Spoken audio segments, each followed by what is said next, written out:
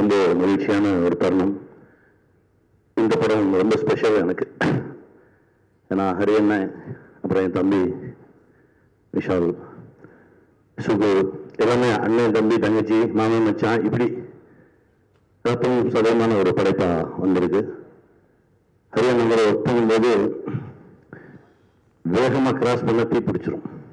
அந்த மாதிரி டைரக்டர்ஸை பார்க்கும்போது அவ்வளோ சந்தோஷமா இருக்கும் எனக்கு. நான் அவரை பார்த்துக்கிட்டே தான் இருப்பேன். உங்ககிட்ட இந்த நிறைய விஷயம் கற்றுக்கிட்டேன். தேங்க்யூ. இந்த உழைப்பு தான், இந்த உழைப்பு உழைப்பு உழைப்பு அவ்வளோதான். அப்படி ஒரு சகோதரர், ரொம்ப சந்தோஷமா இருக்கு. என் தம்பி விஷால், அண்ணன் தம்பினா அப்படி அது அவ்வளோதான். அதுக்கு மேலே சொல்றதுக்கு வார்த்தையே இல்லை. ரொம்ப சந்தோஷம். சுகியோட பல படைப்புகள், அதாவது என்னை ஒவ்வொரு முறையும் என்னை ஒரு மாதிரி கவர்ந்துக்கிட்டே இருப்பான் என் தம்பி. நன்றி தம்பி, ரொம்ப மகிழ்ச்சி. மாஸ்டர் ரொம்ப சந்தோஷம். என் சகோ மாஸ்டர் முதல்ல ஒரு 5 மாடியிலேருந்து என்னை ஏரில் இறக்குறீங்க, ரொம்ப மகிழ்ச்சி மாஸ்டர். டிஎஸ்பி சார் ரொம்ப சந்தோஷம் சார். எவி தம்பி ரொம்ப மகிழ்ச்சி தான் என்னோட பயணப்படுறது. கார்த்தி 3 முறை சந்திச்சிருக்கோம். ஒவ்வொரு முறையும் நீங்கள் எனக்கு புதுசாக தெரியுறீங்க. உங்ககிட்ட இருக்க உண்மை எனக்கு ரொம்ப பிடிச்சிருக்கு. இந்த உண்மை அவங்க பெரிய இடத்துல கொண்டு போய் வைக்கும். வாழ்த்துக்கள் கார்த்தி, மகிழ்ச்சி, நன்றி. கனி சார், ஒரே ஒரு கேள்வி மட்டும் கேட்டுக்கலாமா? நீங்க நிறைய நடிச்சிருக்கீங்க, உங்களை டிரெக்ட் பண்ணி பார்த்திருக்கோம். ஏன் ஹரி சாரோட ரத்னம் சூஸ் பண்ணி நான் இல்ல ஒரு அவர் சூஸ் பண்ணாரு? ஏன்னா 2 பேரும் ஒரே ஸ்கூல். அது சொல்லணும். நான் திடீர்னு ஒரு நாள் ஒரு ஃபோன் வந்தது, யானை ஷூட்டிங்ல. இந்த இடத்துல இப்போ நீங்க என் கூட நின்னா எனக்கு ரொம்ப தைரியமா இருக்கும் அப்படின்னு சொன்னாரு. ஆனா நான் வரேன்னு கிளம்பி போனேன். அப்ப ஆரம்பிச்சேன். ஏன்னா 2 பேரும் கேபி சார் ஸ்கூல். இந்த படத்துக்கெல்லாம் ஒண்ணுமே பேசல. அதாவது வந்தார் திடீர்னு கடன்னு சொல்லிட்டு இதான் இதான் நீங்க பண்றோம் ஓகே சார் வந்துடுறேன் அப்படின்னு சொல்லிட்டு கிளம்பி வந்தது. இது அண்ணன் தான் என்ன கூப்பிட்டு போனார், நான் ஒன்றும் பண்ணல. Sir, acting with Vishal sir ஒரு டிரெக்டிங் விஷால் சார், அடுத்ததா என்னது? எதுவாக இருந்தாலும் தம்பிகள் நான் சந்தோஷமா தான் இருந்தேன். எந்த பயனும் வேற அது. இப்போ வேற ஒரு வேலை நடந்துட்டு இருக்கு. அதை நடத்திட்டோம்னா நானும் தம்பியும் ஒரு பெரிய ஒரு உச்சத்தை தொட்டதாக உணர்வேன். அது நடக்கும் நம்புறேன். நன்றி சார், தேங்க்யூ so much. நன்றி. ஏப்ரல் 26ஆம் தேதி we'll see the magic on screen. Thank you. பயங்கரமா இருக்கு. Thank you so much also for this special evening. சில விஷயங்கள் பார்க்கும்போது நம்ம தான் நம்மளுக்கு இது நல்லதானா அப்படின்னு ஒரு ஜாலியா இல்லை அந்த மாதிரி பார்க்கும்போது thanks to the team of Rathnam for this love shout on me. And thank you Hari sir. And இதுல இந்த ராஜா சார் பார்க்குற ஷார்ட்ல அன்னைக்கு ஸ்டுடியோ விஷாலே இருப்பாரு. இப்படி வியூஸ் என்ன பண்றது தெரியல, பார்த்து இதில் வந்துருச்சு எல்லாமே. Thank you darling, thank you for that. And first எல்லாருக்குமே நன்றி. இந்த அக்கேஷன் நான் யூஸ் பண்ணி எல்லாருக்கும், பிரஸ்க்கும் மீடியாவுக்கு எல்லாருக்குமே ஒரு நன்றி தெரிவிச்சுக்கிறேன். இந்த நேஷனல் எனக்கு வந்ததுக்கும் உங்க எல்லாருடைய அன்பும் ஆதரவு தான் காரணம். ஸோ ரொம்ப நன்றி. புஷ்பா படத்துக்கு நீங்க கொடுத்த சப்போர்ட்டா இருக்கட்டும், எல்லா படத்துக்கும் நான் ஸ்டார்டிங் இது வரைக்கும் எந்த பாடல் பண்ணாலும் எந்த படம் பண்ணாலும் அந்த கொடுக்குற அந்த ஒரு சப்போர்ட் தான் எப்பயுமே ஒரு கலைஞருக்கு ஒரு மிகப்பெரிய பலம். ஸோ அதுக்கு for all to all the media friends and all the press and all the channel எல்லாருக்குமே ரொம்ப நன்றி. And to all the producers, actors, actresses, directors எல்லாருக்குமே நன்றி. அப்புறம் coming to Rathnam, I had great experience. இந்த படம் ஒர்க் பண்ணிருந்தேன். ஹரி சார் கூட நான் நிறைய படங்கள் ஒர்க் பண்ணியிருக்கேன். இது 6வது படம் நாங்கள் பண்றது. ஃபர்ஸ்ட் ஸ்டார்டிங் ஃப்ரம் 6 இது படம் நம்பர் 6. ஸோ 6 சிங்கம் 2 அண்ட் வேங்கை அண்ட் சாமி square and now this one. So every time it's like எல்லாரும் சொல்லி ஒரு மாதிரி ஹரி சார். ஸோ 6வது நம்ம வேலை செய்யறோம். அதுக்கு ரொம்ப நன்றி. ஏன்னா எப்பவுமே டைரக்டர், ஏன்னா டைரக்டர் தான் ஃபர்ஸ்ட் ஒரு கதை எழுதி ஒரு படம் உருவாக்குறதுக்கு காரணமே அந்த கதை யார் எழுதுறாங்களோ அது most of the cases director எழுதுறாங்க. The director the main reason behind the whole project happening. ஏன்னா அவங்க கதை எழுதி அவங்க ஒரு ஹீரோவுக்கு அதை ஓகே பண்ணி ப்ரொடியூசருக்கு எல்லாம் பண்றதுனால தான் மற்ற டெக்னீஷியன்ஸ் எல்லாமே, அதுக்கப்புறம் ஒரு மியூசிக் டைரக்டர் இருக்கட்டும், stunt master, choreographer, editor, cameraman எல்லாருமே. அதனால எப்பவுமே ஒரு பெரிய கைப்பற்றி டைரக்டருக்கு கண்டிப்பா நம்ம கொடுத்து ஆகணும் before starting anything. So so ஒரு வாட்டி 2 வாட்டி கூட 6வது வாட்டி நாங்கள் சேர்ந்து ஒர்க் பண்ணுறோம்னா அவ்வளோ நம்பிக்கை அவ்வளோ லவ் அந்த மேலே வச்சது ரொம்ப ரொம்ப நன்றி ஹரி சார். ஹரி சார் வந்து டைரக்டர் மேட்டரையும் தாண்டி ஒரு ஃபேமிலி மாதிரி அவர். ஸோ அவங்க ஃபேமிலி எல்லாமே ரொம்ப க்ளோஸ், பல வருஷமா எனக்கு தெரியும். And he has that love and affection towards everyone, and I think that bonding also reflects in the work. அதனால தான் நம்ம பண்ண எல்லா படங்களும் சரி, ஒவ்வொரு பாடலும் வந்து எல்லாரும் ரசிக்கிற விதமாக அது அமையுது. அண்ட் படங்களையும் நாங்கள் என்ஜாய் பண்ணிட்டு பண்றோம். அண்ட் ரத்னம் பத்தி சொல்லணும்னா ஹரி சார் பண்ற படங்கள் இது ரொம்ப வித்தியாசமான படமா அமைஞ்சிருக்கு. அவர் முதல் நாள் எனக்கு கதை சொல்ல ஒண்ணு, அதோட கதை நான் உங்ககிட்ட சொல்ல முடியாது, ஆனா அதோட கோர் ஸ்டோரி வந்து ரொம்ப எமோஷனலா, ரொம்ப டச்சிங்கா, ரொம்ப டிஃப்ரெண்டா எழுதியிருக்காரு. ஸோ அதுதான் எனக்கு ரொம்ப பிடிச்சிருந்தது. So I had great an experience, while working on this film. Like I said, ஆறாவது வாட்டி ஹரி சார் கூட ஒர்க் பண்றேன். And my darling brother Vishal கூட வந்து இது ஃபர்ஸ்ட் டைம் ஒர்க்கிங். நிறைய வாட்டி நாங்கள் ஒர்க் பண்ண வேண்டியது ஏதோ டைம் லைன் அது இதுன்னு சொல்லிட்டு அமையாமே இருந்தது. அது ஃபைனலா ஒரு டிஃப்ரெண்டான ஒரு படம். அது எங்களுக்கு 2 பேருக்குமே பிடிச்ச ஒரு டைரக்டர் ஹரி சார் கூட நாங்கள் சேர்ந்து ஒர்க் பண்றது 2 பேருக்குமே ஒரு சந்தோஷம். ஒரு கமர்ஷியல் மாஸ் படமா மட்டுமே இல்லாம ரொம்ப emotional and also entertaining with action இருக்கிற ஒரு படத்துல ஒர்க் பண்ணி ரொம்ப ரொம்ப சந்தோஷம். And stone bench films Santhanam sir ரொம்ப கார்த்திகேயன் சந்தானம் சார் ரொம்ப நன்றி. And every one of the most decent producers that have met. அதுலயும் எனக்கு ரொம்ப பிடிச்சது வந்து நீங்க போட்டு அந்த கோவா பேண்ட்ஸும் அந்த ஷர்ட்டும் போட்டு நீங்க ஓடுங்களா, அந்த லுக்குக்கே வந்து நான் ஒரு எக்ஸ்பெக்ட் பண்ணி போகலான்னு அந்த அளவுக்கு அவர்கள் ஒர்க் பண்ணி எனக்கு பிடிச்சிருக்கு. ஸோ நானும் ஒரு ரசிகன். நீங்க ஸ்கிரீன்ல வரும்போது நீங்க வந்தவொடனே சிரிக்க ஆரம்பிச்சிடும். அப்புறம் தான் நீங்க எந்த பேசுறதோ போகிறோம். ஸோ அந்த அளவுக்கு நீங்க வந்து ரசிகர்களை வந்து சந்தோஷிட்டீங்க.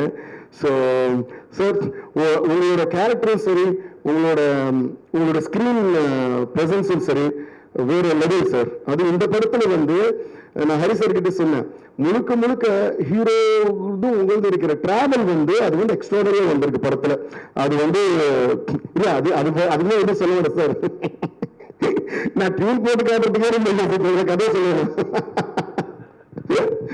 அது வந்து அந்த வேற screen play has come and உங்க 2 பேருடைய அந்த பிரசன்ஸ் வந்து பயங்கரமா இருக்கு. So thanks to you. And Dinesh master one of my most favourite choreographers. So இந்த படத்துல கலக்கிருக்கீங்க, நீங்க எல்லா பாடலும் தான் கலக்குவீங்க. And Sukumar sir you have done a great job on the thing. இதுல ஒரே ஒரு விஷயம் மட்டும் நான் சொல்லிக்கிறேன். அது என்னன்னு நான் சொல்ல முடியாது, ஆனா ஒரு பர்டிகுலர் சீக்வன்ஸ் இருக்கு. அந்த சொல்லாங்க அந்த ஒரு சிங்கிள் ஷாட்ல வந்து ஒரு பெரிய சேஸ் அண்ட் ஃபைட் எடுத்திருக்காங்க. அது வந்து சேஸ்ன்னு சொல்ல முடியாது, வெறும் சேஸ் சொல்ல முடியாது, ஒரு ஃபைட்டர் சொல்ல, ஒரு சீன் சொல்ல. ஒரு சீனா ஸ்டார்ட் ஆகி ஒரு சேஸா மாறி அது ஒரு ஃபைட்டா மாறி திருப்பி சேஸா மாறி திருப்பி ஃபைட்டா மாறி திருப்பி ஒரு எமோஷனா மாறும். அது எப்படிதான் நீங்க பிளான் பண்ணீங்களோ, எப்படிதான் நீங்க எடுத்தீங்களோ, விஷயம் நீங்க எப்படிதான் பண்ணீங்களோ, அதுல உள்ள எல்லாருக்குமே வந்து பயங்கர ஹெவி ரிஸ்கோடு தான் பண்ணாங்க. அதுக்கு எல்லாருக்குமே வந்து பயங்கரமான ஒரு கைத்தட்டல் நம்ம கொடுத்தே ஆகணும். I think till today this is one of the lengthiest, this is one of the lengthiest single shot, raw single shot சொல்றதுல நம்ம நிறைய ஹாலிவுட் ஃபிலிம்ஸ் எல்லாம் கூட பார்ப்போம், நிறைய சிங்கிள் ஷாட்ஸ் பார்த்துருக்கோம். But lot of single shots are stitched together இல்லையா சொல்லுவாங்க. லைக் இங்கே நீங்க ஒரு பார்ட் அது தெரியாம ஸ்டிச் பண்றதே ரொம்ப பெரிய விஷயமா இருக்கும். இது நான் ஏன் சொல்ல விரும்புறேன்னா, ஒரு மியூசிக் கம்போசரா அந்த சீனை நான் ரொம்ப அந்த என்டையர் சீக்வன்ஸ் ரொம்ப என்ஜாய் பண்ணேன். பேக்ரவுண்ட் ஸ்கோர் பண்ணும்போது மறுபடியும் அது போடுறது பார்த்து ரசிச்சுட்டே இருந்தேன். நானே ஒரு ரசிகன் ஆயிட்டேன் அதுக்கு. அது ஏன் நான் சொல்றேன்னா, when something is very perfect, we tend to assume that it is done with a lot of technology put together or techniques put together, but no, இது வந்து ரியலாகவே ராவாகவே ஒரே கேமரா அது வந்து போகும், அது திடீர்னு பறக்கும், திடீர்னு ட்ரோன் ஆகும், திடீர்னு கீழே வரும், எப்படி பண்ணாங்கன்னு மெஸ்மரைஸ்ட். அண்ட் ஹரி சாருக்கு வந்து ஒரு ஸ்பீட் இருக்குன்னு சொல்றாங்களே, நானும் இப்ப சொல்றேன், அந்த ஸ்பீட் வந்து அவர் நடக்கிறதுலயோ பறக்கிறதுலயோ போறதுலயோ வரதுலயோ மட்டும் இல்லை, அவர் சிந்தனையும் இருக்கு, அவர் மேக்கிங்லயும் இருக்கு, அவரோட அன்புலயும் அந்த ஸ்பீட் இருக்கு, எல்லாத்துலயும் அந்த ஸ்பீட் இருக்கிறதுனாலதான் அவர் ஸ்பீடா போயிட்டே இருக்காரு. சார் இதுல பண்ணதுல ரொம்ப ஒரு வித்தியாசமான ஒரு என்ன பண்ண ஒரு ப்ராஜெக்ட் இது நீங்க பண்ணதுலயே ரொம்ப நன்றி sir. Had great time. And darling Vishal brother, you have outdone yourself in a beautiful performance and fight. அது கூட ரொம்ப ஈஸி கிடையாது. இந்த படத்துல வந்து அவ்வளோ ஃபைட்ஸ், அவ்வளோ ஆக்ஷன், அவ்வளோ சென்டிமெண்ட் எல்லாமே வந்து கலக்கியிருக்காரு. அண்ட் பார்க்கறதுக்கு என்னமோ நம்ம நெக்ஸ்ட் டே ஒரு பாய் மாதிரியே இருப்பார் படம் முழுக்க. ஸோ அந்த மாதிரி பண்ணது எல்லாருக்குமே நன்றி. அண்ட் பிரியா பவானி சங்கர் அவங்களும் ரொம்ப எக்ஸ்ட்ராடனரியா நடிச்சிருக்காங்க. So thanks to each and everyone, and I hope you all love all the songs. And இன்னொன்று, இந்த படத்துடைய பாடல்களை நாங்கள் 2 ரிலீஸ் பண்ணோம். மற்ற பாட்டு எல்லாமே வந்து ஒரு வித்தியாசமா நாங்கள் பண்ணோம். எப்படின்னா அவர் படம் ஷூட் பண்ணுறது ஒரு மாண்டேஜா பார்த்து எல்லாமே வந்து சிச்சுவேஷனல் சாங்ஸ். ஸோ அவர் ஷூட் பண்ண அந்த சீன் பார்த்து எடிட் பண்ண சீக்வன்ஸ் பார்த்து அப்படியே நாங்கள் சாங்ஸே பண்ணோம். அந்த ப்ராசஸை நாங்கள் ரொம்ப என்ஜாய் பண்ணோம். ஸோ அந்த சாங்ஸ்ல இப்போ நாங்கள் அதனால தான் ஹோல்ட் பண்ணி வச்சிருக்கோம். இப்போ ரிலீஸும் பண்ண போகிறோம். பட் படத்தோடு பார்க்கும்போது உங்களுக்கு I think you level really enjoy why we did that like that. So thanks to each and everyone. Hope you all love the film and make it a super duper blockbuster and give us all your love and blessings. Thank you so much. நன்றி SP sir. நீங்க வந்து கெஸ்ட்லயே ஜாஸ்தி பேசுனது நான் தான். நான் அவ்வளவு பாட்டு போட்டுருக்கேன். கண்டிப்பா நான் ஒரே ஒரு கேள்விக்கு மட்டும் பதில் வேணும் சார். நீங்க பேசுறப்ப கேள்வி கேட்கணும். ஆமா ஒரே ஒரு கேள்வி. You've been in the industry for so long and Vishal sir வந்து இந்த வருஷம் 20வது வருஷம். ஏன் சார் 19 வருஷம் காத்திருப்பு அவருக்கு வந்து ஒரு சாங் கொடுக்கறதுக்கு எல்லா மாஸ் ஹீரோஸுக்கும் நீங்க கொடுத்துட்டீங்க மாசான பாட்டுகள். ஆனா 19 வருஷம் காத்திருந்து இப்பதான் அவருக்கு வந்து தூண்டி விடுறீங்க. அப்படி இல்லை, சில வாட்டி வந்து இதுக்குதான் நம்ம எல்லாம் செய்யணும்னு சிலது எழுதி வச்சிருக்கோம்னு நினைக்கிறேன். all the energies are aligned for a good purpose. And அதுதான் நான் சொன்னேன், இந்த மாதிரி ஒரு டிஃப்ரெண்டான ஒரு படம் பண்ணும்போது அது எனக்கு பிடிச்ச டைரக்டர் ஹரி சார், அதே மாதிரி ஸ்டோன் பெல் ப்ரொடக்ஷன் பாருங்க, பேண்ட் எல்லாம் கூட சூப்பரா போட்டு வந்திருக்காரு. இப்படி பட்ட எழுதி வச்சிருக்கு. அதே பண்ணி அன்னைக்கு வந்து நீங்க இந்த பிளாக் சாரி கட்டிட்டு வந்து நீங்க வந்து ஆங்கர் பண்ண மாதிரி எழுதி வச்சிருக்கு. அதனாலதான் இந்த படம் பண்ணிருக்கோம். ரொம்ப நன்றி. Thank you so much sir. ஆனா நீங்க பேசணும், இப்படி பாடணும் இல்லையா, கொஞ்சம் ஆடணும் இல்லையா? வேணாமா அவர் ஆட வேணாமா? எல்லாரும் ஆமா சொல்றாங்க பாருங்க. இந்த தருணத்துல இப்ப மியூசிக் டைரக்டர் இருக்காரு, நம்ம தினேஷ் மாஸ்டர் இருக்காரு, விஷால் சார் இருக்காரு, 3 பேரும் மேடைக்கு கூப்பிட்டு வந்து இந்த ஒரு தருணத்தை வந்து ஹுக் ஸ்டெப் தருணமா மாத்திடலாமா? Everybody can you have a huge round of applause for all the 3 of them. அப்பதான் அவங்க வந்து மேடைக்கு வந்து இந்த ஹுக் ஸ்டெப் வந்து லைவா நம்மளுக்கு கொடுப்பாங்க. இது கண்டிப்பா நிக்கில் சார் பிளான் தான் நினைக்கிறேன். கண்டிப்பா பண்ணி ஆகணும் சார். ப்ளீஸ் தினேஷ் மாஸ்டர் வாங்க. Vishal sir can you please. எல்லாரும் நிறைய பேசிட்டாங்க, அதனால கொஞ்சம் கம்மியாக பேசலாம்னு நினைக்கிறேன். முதல்ல வந்து என்ன ஒருத்தர் பாராட்டுற மேடையாக ஆகக்கூடாதுன்னு ரொம்ப ஸ்ட்ரிக்டா சொல்லியிருந்தேன். ஆனால் நிக்கில் வந்து எவ்வளோ பண்ணி விட்டாரு.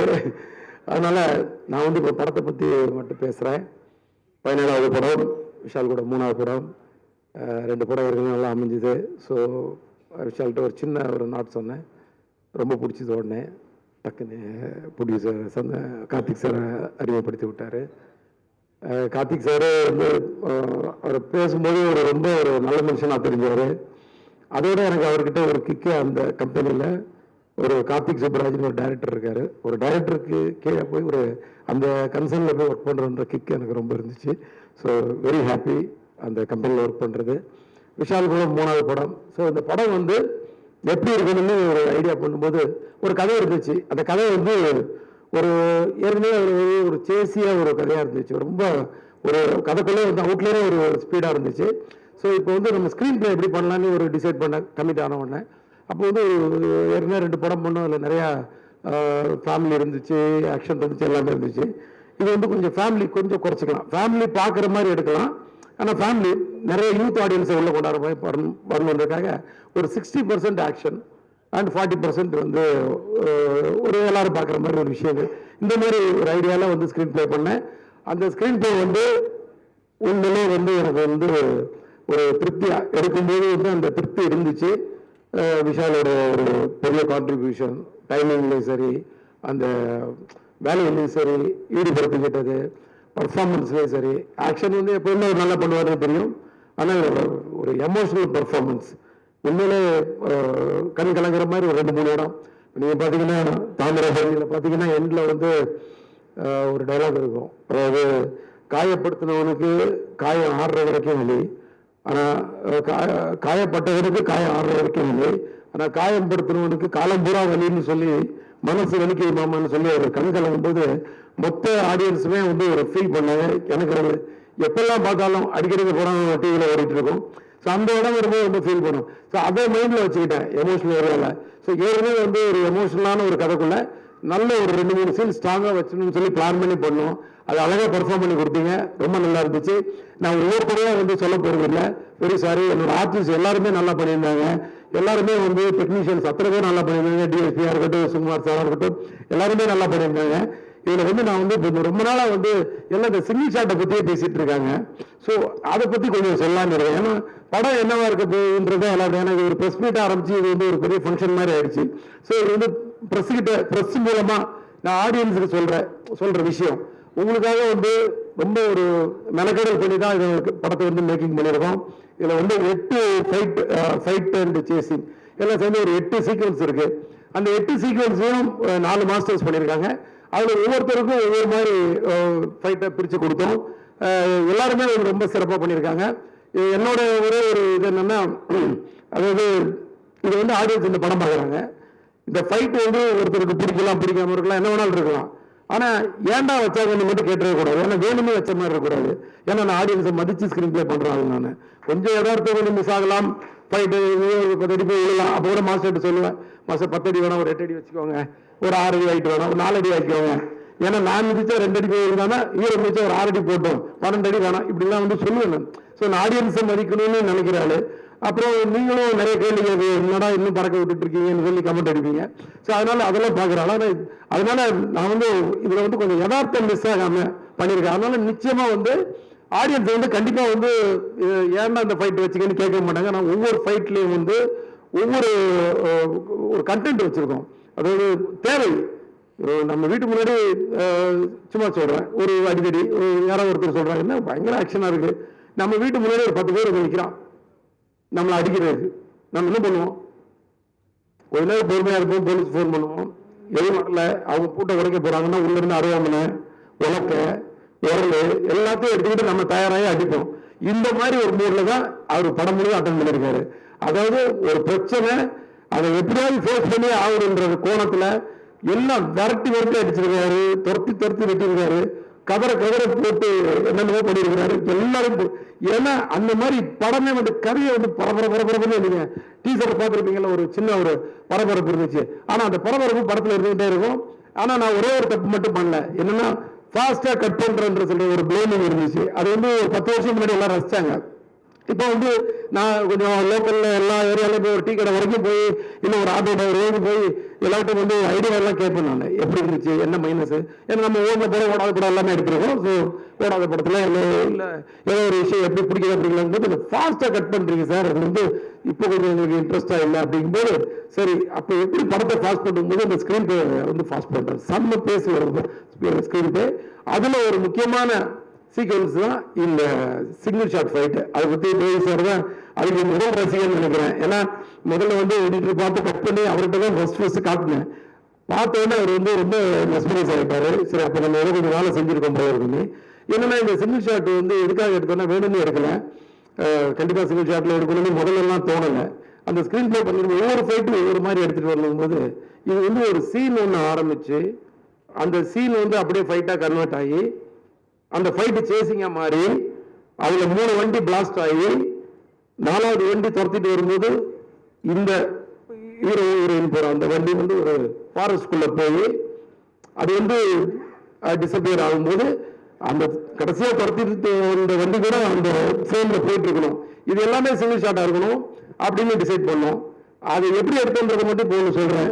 எடுத்தோன்னே ஹீரோ ஒரு ஜீப்ல வந்துட்டு இருப்பாரு, ஹீரோயின் வந்து ஒரு பஸ்ஸுக்குள்ள இருப்பாங்க. ஆனா ஒரே கேமராமேன் கையில கேமராமேன் ஜீப்ல ஒரு பொசிஷன்ல இருப்பாரு, டைரக்டர் ஜீப்ல ஒரு இடத்துல ஒளிஞ்சு உட்காந்துட்டு இருப்பாரு. வண்டி போயிட்டு இருக்கு, ஹைவேஸ்ல போயிட்டு இருக்கு, 3-4 கிலோமீட்டர் ஸ்ட்ரெச், 5 நிமிஷம் ஷாட். இப்ப கிளம்பி போயிட்டே இருக்குது. இப்போ கேமரா பேன் ஆகுது, ஹீரோ இருக்காரு, வண்டி மேல காட்டு பஸ் போயிட்டு இருக்கு, இந்த மாதிரி பேன் பண்ண ஹீரோ இருக்காரு. ஹீரோ வந்து அந்த பஸ்ஸை வந்து ஹார்ன் அடிச்சு வண்டியை நிறுத்துன்றாரு. அந்த டிரைவர் நிறுத்த மாட்டேங்கிறான்.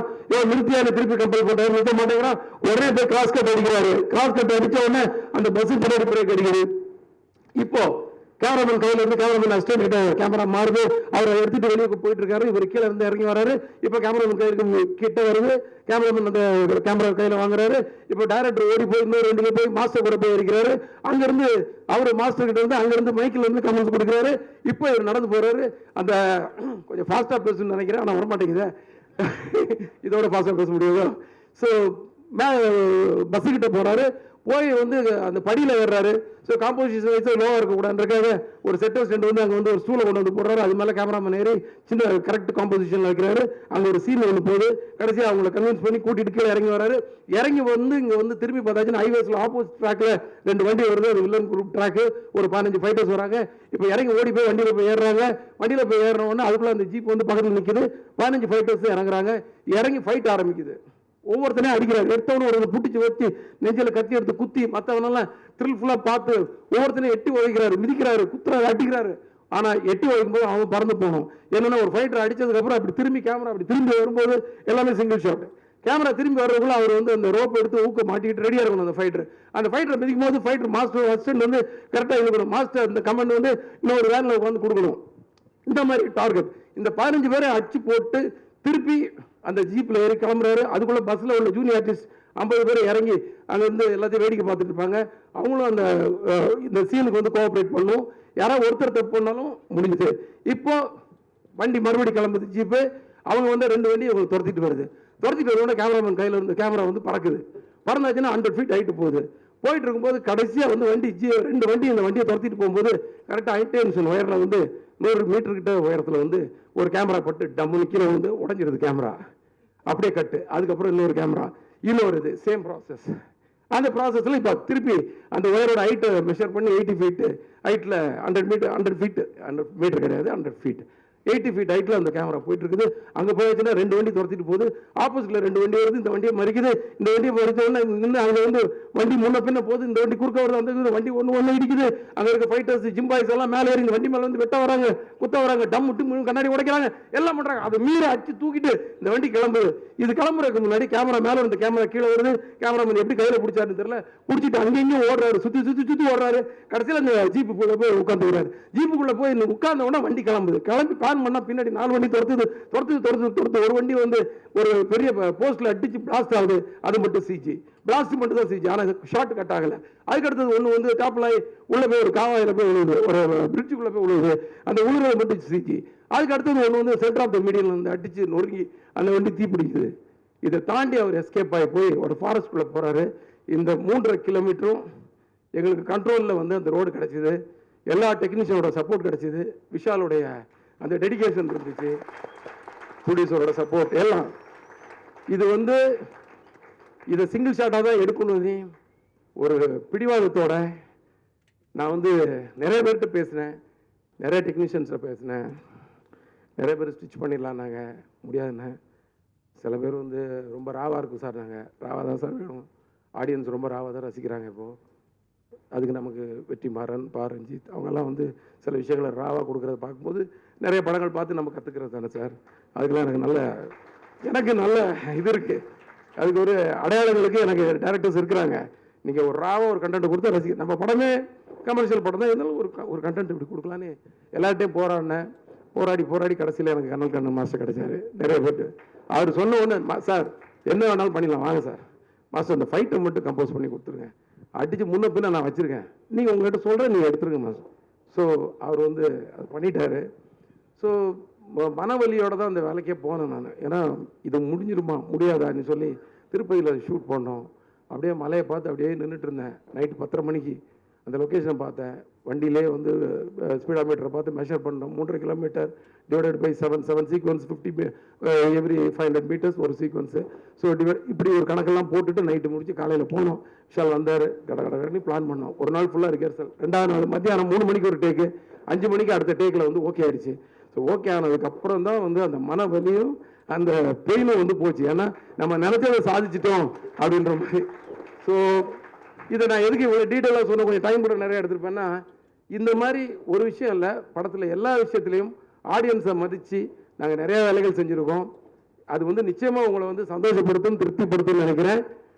வேறு எதுவும் நான் பேச விரும்பலை. நீங்கள் படத்தை பாருங்கள், ப்ரெஸ் வந்து சப்போர்ட் பண்ணுங்கள். ஆடியன்ஸுக்கு கண்டிப்பாக பிடிக்கிற மாதிரி நிறைய விஷயங்கள் இருக்குது. ஒரு சின்ன பெயினோடு வருவீங்க கண்டிப்பாக. வலி ஒரு எமோஷனலாக வெளில வருவீங்க படம் பார்த்துட்டு. நம்பிக்கை இருக்குது. நன்றி. எல்லாருக்கும் வணக்கம். இந்த ஏவி பார்க்கும்போது ரொம்ப சந்தோஷமாக இருக்குது. ஏன்னா ஆரம்ப காலம் லலித் சபாலேருந்து ஸ்டார்ட் பண்ணோம். நம்ம அட்மாஸ்பியர்லேருந்து ஆரம்பித்து இன்னைக்கு இவ்வளோ படங்கள் இவ்வளோ ஏவி அது ஹரிசார் படத்தில் அவரோட ஃபங்க்ஷனில் என்னோட ஏவி வருது நான் ரொம்ப சந்தோஷமாக நினைக்கிறேன். ரொம்ப நன்றி சார். என்ன பேசுன்னு தெரியல, இருந்தாலும் 4 வார்த்தை பேசிடுறேன். ஹரிசாரை பற்றி நான் சொல்லணும்னா, அவரோட படங்கள் பற்றி நான் நிறைய ஒரு ஷூட்டிங் பாட்டில் வந்து யானை படம் அவர் கூட நடிக்கும்போது அப்போ அவர்கிட்ட நிறைய விஷயம் கேட்பேன். நான் ஒரு படம் பற்றி அவர்கிட்ட கேட்டே இருப்பேன். சார் இந்த படம் 6 சாமி அப்புறம் நிறைய படம் சிங்கம், இந்த படத்தை பற்றிலாம் நான் கேட்டு வந்துட்டே இருப்பேன். இது எப்படி சார் பண்ணுங்க, இது எப்படி சார் பண்ணுங்க. ஒவ்வொரு படத்துக்கும் ஒவ்வொரு டெவலப்மெண்ட்டாக தான் இருக்கும். அப்போ அவர்கிட்ட நான் கேட்டேன், சார் இப்போ லாஸ்ட்டாக நம்ம இதெல்லாம் வந்துருக்கிறோம், ரத்தனம் படம் எல்லாம் வந்திருக்கோம், எப்படி சார் அப்படின்னு. அது ஒரே ஒருத்தன் சொன்னார், யோகி எப்பவுமே உழைப்பு தான்டா இங்கே ஜெயிக்கும் அப்படின்னாரு. சார் அது சினிமாவில் இங்கே எவ்வளோ வருஷம் சார், இன்னும் பல ஆண்டுகள் நல்லா இருக்கணும், நிறைய படங்கள் நீங்கள் பண்ணிட்டே இருக்கணும் சார். எங்களை மாதிரி ஆட்களையும் நீங்கள் உருவாகிட்டே இருக்கணும் சார். ரொம்ப நன்றி. அடுத்து விஷால் சார், ரொம்ப வருஷமாக பட்டத்து யானை படத்துலேருந்து அவரோட நான் ட்ராவல் பண்ணிகிட்ருக்கேன். அன்னையிலேருந்து இன்னை வரைக்கும் மாறாமல் ஒரு ஹீரோ யாருன்னா அவர் தான் நான் பார்த்துட்ருக்கேன். விஷால் சாருக்கு நான் ரொம்ப நன்றி தெரிவிச்சுக்கிறேன். தேவிஸ்ரீ பிரசாத் சார், ஒரு அவார்ட் ஃபங்க்ஷன் வந்து அவர் வந்து ஒரு அவார்டு கொடுக்க வர்றாரு எனக்கு ஹைதராபாத்தில். அப்போ வந்து அவார்டு கொடுத்துட்டு கண்ணு போயிடலாம். ஆனால் அங்கே வந்து அத்தனை ஸ்டேட் மக்கள் இருக்கும்போது எல்லாரும் முன்னாடியும் வந்து மண்டேலா படத்தை வந்து அவர் ப்ரமோட் பண்ணார். என்ன சொன்னாங்கன்னா, இந்த படத்தை எல்லாரும் பாருங்கள், அவ்வளோ நல்லா பண்ணியிருக்காருன்னு. அதுக்கு நான் ரொம்ப நன்றி தெரிவிச்சுக்கிறேன் சார். தினேஷ் மாஸ்டர், அவர் எனக்கு ஒரு அண்ணன் மாதிரி. என்ன அதிகமாக சினிமாவில் ஏன் ஆட மாட்டேன்னா, ஒரு முறை ஒரு பாட்டு பண்ணும்போது என்னால் நானும் ஹீரோ, ஒரு புது ஹீரோ தான், டான்ஸ் ஆடிட்டே இருக்கும்போது நாங்கள் மிஸ் பண்ணிகிட்டே இருக்கோம். நைட்டு ஷூட் அது. அப்போ ஒரு டான்ஸர்ஸ் சொன்னாங்க, ஒரு அம்மா, ஒரு லேடி, மாடெல்லாம் வலிக்குது, நீங்கள் ஆடி தொலைய மாட்டானுங்கன்னு. அண்ணோட விட்டுட்டேன். இதுதான் ரீசன். சில டான்ஸ் மாஸ்டர் தெரியும், நான் சொல்லியிருக்கேன், மற்றவங்கள நம்ம கஷ்டப்படுத்த ஆனால் நமக்கு என்ன தெரியுமோ அதை மட்டும் பண்ணால் போதும் அப்படின்ட்டு அதில் நான் ஒதுங்கிட்டேன். ரொம்ப நன்றி. கண்ணன் மாஸ்டர் சார், மாஸ்டர் பற்றி சொன்னோன்னா நிறைய படங்கள், எவ்வளோ படங்கள், எவ்வளோ ஆக்ஷன் பிளாக் பண்ணியிருக்காரு. இன்னும் நிறைய விஷயங்கள் அவரும் தமிழ் சினிமாவுக்கு நிறைய கொடுக்கணும். ரொம்ப நன்றி சார். சமுத்திரக்கணி அண்ணன், ஏதாவது ஒரு சின்ன தவறுனா முதல்ல ஃபோன், தம்பி கரெக்டாக ஃபாலோ பண்ணுகிறா அப்படின்னாரு. அவருக்கு நான் நன்றி தெரிவிச்சுக்கிறேன். இங்கே யாரும் தெரிஞ்சு தப்பு பண்ண போகிறது கிடையாது. அப்போ ஒரு முறை சமுத்திரக்கணி என்ன சொன்னார் ஒரு விஷயத்த, ஆனால் இந்த பிஸ்னஸ்ன்றதுனா நான் காமெடி ஆக்டர், நான் எல்லா இடத்துலையும் காமெடி காமெடின்னு. ஏன்னா இப்போ எல்லாமே நான் ஓப்பனாக சொல்கிறேன், நான் காமெடி இருந்தால் எனக்கு லைஃப் லாங்கில் காமெடி இருந்தால் தான். அதுக்கு தான் நான் 23 வருஷம் போராடினேன், சரிங்களா. அதனால் என் டோரில் காமெடி தான், அதை நான் மிஸ் பண்ண முடியாது. அப்போ ஒரு முறை அவர்கிட்ட நான் கேட்டேன், என்னென்ன அப்படின்னு கேட்குறாங்க. உட்காந்து கேட்கும்போது என்னென்ன பிஸ்னஸ்ன்றாங்க அப்படின்னு. அது ஒரு பதில் சொன்னார், பிஸ்னஸ்ன்றது வந்து அது படம் முடிஞ்சதுக்கு அப்புறம் தான் அவர் பேசுவாங்க, அது எனக்கு தெரியும். பட் ஆனால் அவர் ஒரு வார்த்தை சொன்னார், என்னென்னா கதை நல்லா இருந்தது தான், ஒரு கதை தாண்டா ஒரு ஹீரோ உருவாக்கும், ஒரு பிஸ்னஸ் பண்ணுங்க. ரொம்ப நன்றிண்ணா. அதனால நிறைய ப்ரொடியூசருங்க வந்து நான் ஹெல்ப் பண்ணிட்டு இருக்கேன். நல்ல கதை வரும்போது என்னோட பட்ஜெட்டை நான் கம்பெனி தான் நடிக்கிறேன். அதுக்கு நான் ரொம்ப நன்றி தெரிவிச்சுக்கிறேன் சமுத்திரகண்ணனுக்கு. ரொம்ப சந்தோஷம். கார்த்திக் ஸ்டோன் பெஞ்ச், அவரோட நான் ஒரு படம் பண்ண வேண்டியதாக இருந்தது, அவரோட ஸ்டோன் பெஞ்சில் அவர் மிஸ் ஆச்சு. திரும்ப சேர்ந்து பண்ணுவோம்னு நினைக்கிறேன். ரொம்ப நன்றி எல்லாருக்கும், ரொம்ப நன்றிங்க. Thank you. Thank you so much sir. Thank you, நன்றி. யோகி பாபு சாப்பிட டைம் ஆயிடுச்சு எல்லாருக்கும். எஸ் எஸ் கண்டிப்பா. நீ அப்பப்போ கேட்குற ஜூஸ் குடிச்சிட்டு வந்துடல சார், மைக் வாங்கிக்கோங்கிறது தான் என்னோட ஒரு வேண்டுகோள். வந்திருக்கிற அனைத்து நெஞ்சங்களுக்கு என்னோட மாலை வணக்கம். பத்திரிகை நண்பர்களுக்கு எல்லோருக்கும் முதல்ல ஆரம்பிக்கிறதுக்கு முன்னாடி இந்த மாதிரி மேடையை வந்து 19 வருஷம் தாண்டி 20வது வருஷத்தில் எனக்கு மறுபடியும் அமைச்சு கொடுத்த உங்களோட அன்புக்கும் அனைத்து தெய்வங்களுக்கும் என்னோட வணக்கத்தை நான் தெரிவிச்சுக்கிறேன். என்னோட நன்றியை நான் தெரிவிச்சுக்கிறேன். நான் கடமைப்பட்டிருக்கேன். ஏன்னா ஒரு சாதாரண பயணம் இல்லை. திடீர்னு சொன்னாங்க 19 வருஷம் ஆச்சு, 20வது வருஷம்ன்ட்டு. சத்தியமாக அந்த எண்ணிக்கையெல்லாம் பார்க்குறது இல்லை, உங்களோட அன்பு தான் பார்த்துட்டு வந்து. ஏன்னா ஒவ்வொரு நடிகரோட வாழ்க்கை வந்து எப்போவுமே அப்படி மேலோட்டமாக போகிறது இல்லை. ஸ்டாக் மார்க்கெட் மாதிரி டிப்பாகவும் மேலே போகும். ஆனால் அந்த சோர்வடையும் போது மேலே போகும்போது போடா போய்கிட்டே இருடா அப்படின்னு சொல்கிறது நீங்கள் தான். ஆடியன்ஸு நீங்கள் திரையரங்கத்துக்கு வந்து இந்த நடிகை நல்லா அடுத்த படம் நல்லா பண்ணுவான் அப்படின்ற நம்பிக்கை கொடுக்கும்போது தான் ஒவ்வொரு திரைப்படத்தில் மறுபடியும் உழைச்சி போகிறது ஒரு விஷயம் இருக்குது. ஸோ இன்னைக்கு ரத்னம் திரைப்படம் வருகிற வெள்ளிக்கிழமை ஏப்ரல் 26 ரிலீஸ் ஆக போகுது.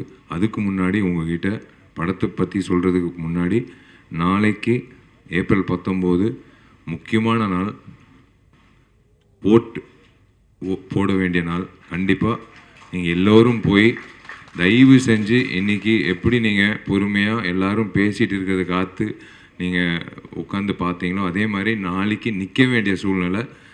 கண்டிப்பாக வெயில் அடிக்கும், கண்டிப்பாக நீளமான கியூ இருக்கும். ஆனால் வாக்குப்பதிவுன்றது ரொம்ப முக்கியம். இன்றைக்கி வேணாம் அடுத்த வெள்ளிக்கிழமை பார்த்துக்கலான்றது திரைப்படம். ஆனால் அன்றைக்கி ஓட்டு போயிட்டு அன்றைக்கி தான் நீங்கள் ஓட்டு போடணும். மறுபடியும் பார்த்துக்கலாம், அடுத்த 5 வருஷம் கழித்து பார்த்துக்கலான்னு மட்டும் யோசிக்காதீங்க தயவு செஞ்சு. ஏன்னா சிட்டியில் எப்போவுமே வந்து குறைவாக இருக்கும் ஓட்டு பதிவு. எப்பவுமே கிராமத்தில் வந்து 70% இருக்கும், சிட்டியில் நகரத்தில் தான் வந்து 50% இருக்கும். ஃபஸ்ட் டைம் ஓட்டர்ஸ் வேறு 10 லட்சம் ஓட்டர்ஸ் இந்த வாட்டி இருக்காங்க. எல்லோரும் வந்து நீங்கள் ஓட்டு போடணும். அது எனக்கு அதுக்கான விஷயம் அடுத்தது அப்புறம் சொல்கிறேன். ஒரு இன்ஸ்பிரேஷனான ஒரு விஷயம் இன்றைக்கி நான் நடந்தது காலம்பரை. இது கண்டிப்பாக இந்த வெள்ளிக்கிழமை அடுத்த நாளைக்கு வந்து மறக்காமல் ஓட்டு போட்டுருங்க. அதே மாதிரி அடுத்த வெள்ளிக்கிழமை சம்மர் ஹாலிடேஸ் தொடங்குது. 26ஆம் தேதி ரத்னம் திரைப்படம் வரப்போகுது. இந்த பயணம், இந்த திரைப்படம் ரத்னம் ஏன் அப்படின்றது எல்லாரும் கேட்பாங்க. எனக்கு மார்க் ஆண்டனி வந்து ஒரு மிகப்பெரிய ஒரு திருப்புமுனை கொடுத்தது. தனஞ்சயன் சார் சொன்ன மாதிரி ஒரு 100 கோடி கிளப் அப்படின்றது ஒரு ஹீரோவுக்கு வந்து எப்போவுமே ஒரு அந்தஸ்து கொடுக்குறது. இவன் அவ்வளோதான் எப்போவுமே சொல்கிறது தான். சினிமா துறையில் வந்து அதிகமாக வந்து இவன் இதுக்கு மேலே போக முடியாது, இது அவ்வளோதான். அதுக்கப்புறம் டக்குன்னு வந்து ஒரு இயக்குனரோட போகும்போது, ஏங்க இந்த நேரத்தில் இந்த இயக்குனரோட எதுக்குங்க நீங்கள் பண்ணுறீங்க, அந்த ஆதிக்கோட எதுக்குங்க பண்ணுறீங்க, ஏங்க எனக்கு கண்டென்ட் பிடிச்சிருக்கு, கண்டிப்பாக அந்த கண்டென்ட் வந்து எனக்கு நல்ல இல்லைங்க ரிஸ்க் எடுக்கிறீங்கன்னு. பரவாயில்ல, நல்ல கண்டென்ட்டுக்கு ரிஸ்க் எடுக்கிறது தப்பு கிடையாதுன்னு. ஆனால் நீங்கள் தான் வந்து முன் வரிசையில் வந்து நீங்கள் அவனோட டேட் வாங்க போகிறீங்க அடுத்து இந்த படம் ரிலீஸ் ஆகும் போதுன்னு சொன்னேன். அவங்க தான் ஆதிக்கு பின்னாடி வந்து இன்றைக்கி ஆதிக்கு ஒரு நல்ல ஃப்யூச்சர் கிடச்சிச்சு. அதுதான் எனக்கு ரொம்ப சந்தோஷம். என் தம்பிக்கு ஒரு நல்ல ஃப்யூச்சர் கிடச்சிச்சு மார்க் ஆண்டனியில். எனக்கு ஒரு நல்ல இவர் ஏதோ இந்த அண்ணன் சமுத்திரகனி அண்ணன் மாதிரி எனக்கு இன்னொரு அண்ணன் எஸ்ஜி சூர்யா கிடைச்சாரு, சுனில் அவர்கள் கிடைச்சாரு. அந்த மார்க் ஆண்டனி திரைப்படம் வந்து ஒரு மிகப்பெரிய வெற்றி அடைஞ்சது. அதுக்கப்புறம் எல்லோரும் வந்து ஆதிக்கு பின்னாடி சுத்த ஆரம்பிச்சிட்டாங்க டேட்டுக்காக. அதுக்கப்புறம் வந்து அதான் ஹரி சார் சொன்ன மாதிரி எப்போவுமே வந்து காது வச்சு எல்லாத்தையும் கேட்கணும். நல்லது கெட்டது எல்லாமே கேட்கணும். நம்ம கெட்டது நம்மளை பற்றி சொல்கிறாங்க கேட்கக்கூடாது, நம்ம அது நெகட்டிவாக சொல்லும்போது கேட்கக்கூடாது. அப்படி இல்லை, அவர் சொன்ன மாதிரி சுற்றிக்கிட்டே இருக்கணும். நம்மளை பற்றி என்ன சொல்கிறாங்க, நம்ம ஏதாவது திருத்திக்கணுமா, இப்போ இருக்க நடிகர்கள் என்னென்ன பண்ணிகிட்ருக்காங்க அப்படின்றது ஒரு பக்கம். பட் ஒரு விஷயம் வந்து எனக்கு வீட்டிலே ஒரு பெரிய ஒரு இம்சை. எங்கள் அம்மா ஒரு மிக தீவிரமான ஒரு ஹரி சாரோட ரசிகர். இது வந்து நாங்கள் எப்போவுமே இது எதுவுமே தெரில, 8 வருஷம் கழிச்சு ஒவ்வொரு வாட்டி நாங்கள் சேர்ந்து வரோம். தாமிரபரணி, அதுக்கப்புறம் பூஜை, அதுக்கப்புறம் இப்போ ரத்னம். ஒவ்வொரு வாட்டி நான் ஒரு படப்பிடிப்பு போயிட்டு இருக்கும்போது 2 கேரக்டர் இருக்காங்க எங்கள் வீட்டில்.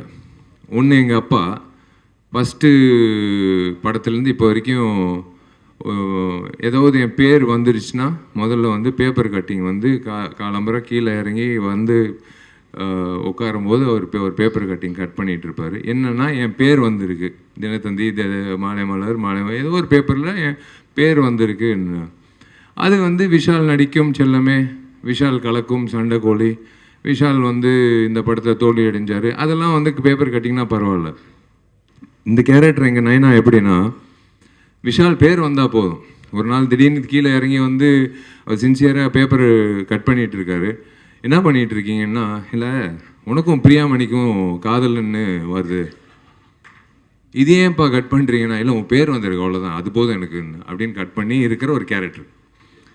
அப்படி ஒரு கேரக்டர் இருக்கார். 2வது கேரக்டர் வந்து எங்கள் அம்மா. ஒவ்வொரு திரைப்படத்துக்கு நான் படப்பிடி போகும்போது, டே இங்கிட்டு வா, நீ எப்போ ஹரியோட படம் பண்ண போகிற அப்படின்னு கேட்பாங்க. இல்லைம்மா அது நேரம் வரும்போது கண்டிப்பாக அமையும் சும்மா நான் வந்து டிவிலே பார்த்துட்டு இருக்க முடியாது. இப்போ சீக்கிரமாக வந்து ஹரியோட எனக்கு ஹரியோட நீ இப்போ படம் பண்ணணும்னு. டைம் வரும்போது கண்டிப்பாக நான் நடக்குமா, டெஃபினட்டாக நடக்கும்னு ஒவ்வொரு வாட்டி இப்போ சொல்லிகிட்டே இருப்பாங்க. ஸோ இந்த நேரத்தில் மார்க்கண்ணி முடிஞ்சு இப்போது சுற்றி கேட்கும்போது எல்லாரும் வந்து சொன்ன விஷயம் வந்து, சார் வந்து பழைய விஷால் பார்க்குற மாதிரி ஒரு சண்டைக்கோழி, திமிரு, தாமிரபரணி விஷால் பார்க்கணும் மாதிரி இருக்குது அப்படின்னு சொன்னோன்னே எனக்கு என்னமோ தெரில. இதுக்கு உண்மையிலே மனசார எப்போவுமே ஃபில்டர் கிடையாது, உங்கள் எல்லோருக்கும் தெரியும். இந்த திரைப்படத்துக்கு முக்கியமான காரணம் வந்து மினி ஸ்டுடியோஸ் வினோத் தான். வினோத் வந்து சொன்னாப்புல, சார் நீங்கள் ஹரி சாரோட மறுபடி படம் பண்ணணும், நீங்கள் பண்ணணும் சார் அப்படின்னாப்புல. Correct, okay. நான் நேராக ஹரி சார் ஃபோன் அடித்தேன். சார் நம்ம 2 பேர் சேர்ந்து படம் பண்ணலாமா சார்? ரொம்ப சந்தோஷப்பட்டார். ஏன்னா எனக்கு அண்ணன் மாதிரி தான், நான் எப்போவுமே என்னோட பெரிய அண்ணன் மாதிரி தான் நான் வந்து ஹரி சார் பார்த்தது உண்டு பர்சனலாக. எப்போவுமே ஒரு பெரிய அண்ணன்கிட்ட எப்படி நடந்துக்கிறது, அவங்க வீட்டில் கூட என்னை அப்படி தான் பார்ப்பாங்க, அவங்க வீட்டு பிள்ளை மாதிரி தான் பார்ப்பாங்க. நான் ஹரி சார் கிட்ட சொல்லும்போது ரொம்ப சந்தோஷம், பண்ணலாம் விஷயம்னா அங்கிட்டே இருங்க சார், நான் வரேன் உங்கள் ஆஃபீஸ்க்கு, அலுவலகத்துக்கு வரேன், நம்ம படம் பண்ணலாம் சார்னு சொல்லும்போது சார் ஒரு லைன் சொன்னார். லைன் சொல்லும்போது ஒரு விஷயம் எப்போவுமேங்க, ஒரு நடிகருக்கு ஒரு புதுமுக இயக்குனர் கதை சொல்லும்போது அது நல்லா இருக்குது நல்லா இல்லைன்றது டக்குன்னு சொல்லிடலாம். ஒரு பெரிய இயக்குனர் 3ஆம் முறை வரும்போது, அது 2 முறை அதுவும் பெரிய வெற்றி உங்களால் கிடைச்சதுனால 3ஆம் முறை வரும்போது சார் என்ன வச்சுருப்பார் அப்படின்னு ஒரு தயக்கத்தில் இருப்போம் டெஃபினட்டாக, எப்படி பண்ணியிருப்பாருன்னு. ஆனால் எனக்கு ஒரு தேவி சொன்ன மாதிரி, எல்லாரும் சொன்ன மாதிரி, சுகுமார் சொன்ன மாதிரி, சமுத்திரகன்யான் சொன்ன மாதிரி, எல்லாரும் அதை எதிர்பார்க்காத ஒரு ட்விஸ்ட், ஒரு விஷயம் வச்சுருந்தார் திரைக்கதையில். ஒரு 30 நிமிஷம் கழிச்சு நான் சத்தியமாக எதிர்பார்க்கல. அது கேட்ட உடனே வந்து எனக்கு டக்குன்னு ஹரி சார் சொன்னேன், சார் இது டெஃபினட்டாக வந்து எனக்கு பெரிய சந்தோஷம், கரெக்டான டைமில் நான் உங்ககிட்ட வந்துட்டேன். இது வேற ஒரு ஹீரோ பண்ணியிருந்தால் கண்டிப்பாக நான் வருத்தப்பட்டிருப்பேன். எனக்கு கண்டிப்பாக அது பண்ணிடலாம் சார், கரெக்டாக பண்ணிடலாம் சார் அப்படின்னு சொல்லிட்டு கரெக்டாக கார்த்திக் ஸ்டோன் பெஞ்சுக்கு ஒரு படம் பண்ணலாம் பிரதர் அப்படின்னு அதுக்கு முன்னாடி நாங்கள் பேசிகிட்டு இருந்தோம். கரெக்டாக வந்து இல்லை கார்த்திக் இந்த படம் பண்ணிடலாம் அப்படின்னு சொல்லி அமைஞ்சுது. இதுதான் நானும் ஹரி சார் பயணம் தொடங்கணும். இதுக்கு ஒரு நல்ல ஒரு பிளாட்ஃபார்ம் வேணும். ஏன்னா இப்படி நின்று பேசிகிட்டு இருக்கும்போது நம்ம என்ன தான் நினைச்சாலும் ஒரு நல்ல ஒரு பிளாட்ஃபார்ம்ன்றது ஒரு நல்ல ஒரு தயாரிப்பாளர் தேவை. அப்படி வந்து எனக்கு ஒரு நல்ல தயாரிப்பாளர் வந்து கார்த்திக்கு கிடைச்சாப்புல. எனக்கு தெரியாது அப்போது டார்லிங் அலங்கார பண்ணினோ இல்லை ஜி ஸ்டுடியோ அந்த டைமில் வந்து எனக்கு பேர்கள் தெரியாது. ஆனால் கார்த்திக்கு பண்ணலாம் அப்படின்னு சொல்லும்போது then I got to meet everyone and we started off and அந்த படம் தொடங்கிடுச்சு. எனக்கு தேவி இந்த படத்தை கூட இசையமைக்கிறாருன்னு சொன்னோடனே அப்பா கடைசியாக என் டார்லிங் வந்து என்னோட சேர போகிறாப்புல அப்படின்னு சொல்லி தேவியும் வந்ததுக்கப்புறம் அடுத்தது வந்து கேஸ்டிங்னு சொல்லும்போது ஒவ்வொரு விஷயமா பிரியாவோட ஃபஸ்ட் டைம் நான் நடிக்கிறேன். லவ்லி ஹியூமன் பீயிங் அண்ட் கண்டிப்பாக ஒரு விஷயம் நான் ஒன்று சொல்லிக்கிறேங்க ஹரி சார் பற்றி. இதுக்கு கண்டிப்பாக கை தட்டணும். ஹீரோவுக்கு முக்கியத்துவம் கொடுக்கறது எல்லா இயக்குனரும் கொடுப்பாங்க. ஆனால் ஒவ்வொரு படத்தில் ஒரு படத்தில் பார்த்தீங்கன்னா ஏன் திரைப்படத்தில் ஒரு பெண்மணிக்கு வந்து முக்கியத்துவம் கொடுத்து அந்த பெண்மணியை வந்து தியேட்டர் விட்டு வெளில போகும்போது அவங்கள மனசில் வச்சுக்கிற அளவுக்கு அவர் எப்பவுமே ஒரு கதாபாத்திரம் வந்து உண்டாக்கி கொடுப்பார். அதுதான் ஒரு படத்தோட வெற்றி. ஹீரோ வந்தான், சண்டை போட்டான், லவ் பண்ணான், கல்யாணம் பண்ணிட்டான், அதுக்கப்புறம் படம் முடிச்சு அப்படி இல்லை. அந்த கதாநாயகிக்கு என்ன கதாபாத்திரன்றது என் கேரியரில் நான் நிறைய படங்கள் பார்த்துருக்கேன். அவ்வளோ வலுவான ஒரு கதாபாத்திரம் ஒரு கதாநாயகிக்கு கிடைச்சிச்சுன்னா, அந்த கதாநாயகின்ட்டு இல்லை அந்த பெண்மணிக்கு அந்த கேரக்டர் கிடைச்சிச்சுன்னா அது மிகப்பெரிய அளவில் பேசப்படும். இந்த நேரத்தில் வந்து சமுத்திரகனி அண்ணன் வராரு அப்படின்னு சொன்னோன்னே எனக்கு சூப்பர், ஓகே அண்ணன், both are born to different mothers, அவ்வளோதான்.